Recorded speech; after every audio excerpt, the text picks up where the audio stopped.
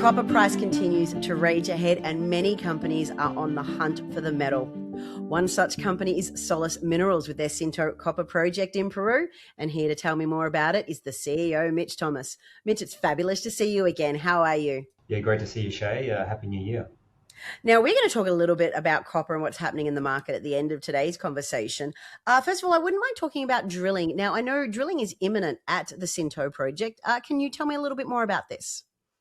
Yeah, sure thing. So, we are super close, and look, we had intended to start drilling by this point in the year, but look, we released the announcement earlier this week, just highlighting that after we received the drilling permit in early December, we had some observations from the government, which, to really simplify, related to two communities in the area.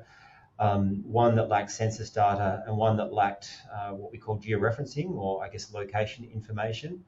And so, look, without getting into the deep detail on these observations, look, we know the area very well. We've done a social baseline study. We've worked with excellent consultants, and we're very, very confident that there's no overlap or impact on our project, I guess, from the government's observations. So, look, for the time being, we're just working with the government and working with the communities to clarify this very quickly. And look, that includes a visit to site planned for Friday, the 23rd of Jan, just to I guess really clarify and go through the information that we've provided. But the message that we want to be very clear with our shareholders is that this is just a temporal, I guess, delay. So I'm really pushing to get this resolved within 1 to 2 months, and I'm confident that we can do that and then get back into it, which is drilling a fantastic project, which is Sinto.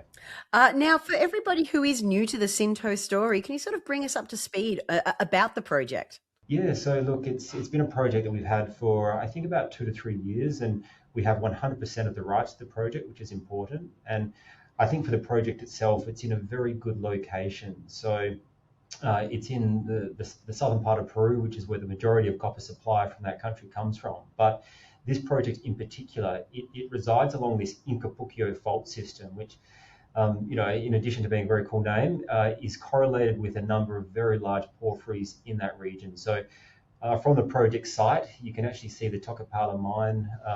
Further afield, you've got Quellaveco, but again, it's situated in a very strategic location with this faulting that goes on. And I guess what gives our specific project merit and our drilling targets is that the quality of geochem and just kind of copper oxides and breccia, tourmaline breccia as well, that you see at surface, are very good characteristics or hallmarks that other projects have exhibited prior to having, I guess, drilling success. So it has all the hallmarks of I guess, potentially being a big discovery for us. And so we're very keen to start drilling, and that will happen soon.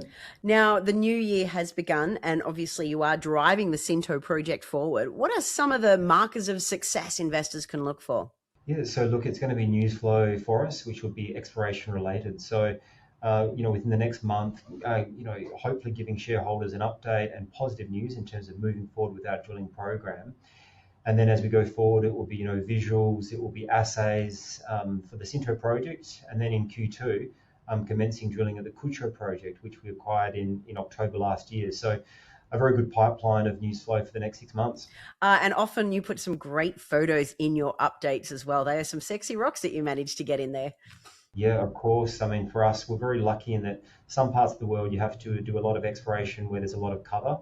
But by design, our projects have geochem and I guess attractive geological attributes at surface, which makes our job a lot easier. But as you say, is great for marketing as well, because you can kind of demonstrate what we're looking for in quite a tangible sense, which is good. And finally, look, let's be honest, it's hard to ignore just the beast that copper has become in the last few months. It has hit an all-time high of over $6 per pound. I know it's fallen back just a little bit, but there's still a lot of heat in the market. Obviously, driving a copper project forward, you've got your ear to the ground. What's happening in the market right now? Yeah, so very exciting for us. Look, I've been following the copper industry for about 15 or 16 years now, and look, I didn't expect to see $6 a pound copper, I guess, as of now, but we're here, and that's great, because all of the producers are basically making money. If you look at the cost curve, and I guess the incentive price for projects and early stage exploration is very, very strong. So what it tells us is that the market needs more supply, and that's exactly what we're looking to fill through our exploration program. So we're hopeful of getting that discovery and getting a development project advanced very quickly. Well, it sounds like it's a great time to be in the copper space. And I thank you for your time today, Mitch. It was great catching up with you. Yep. See you, Shay. Thanks.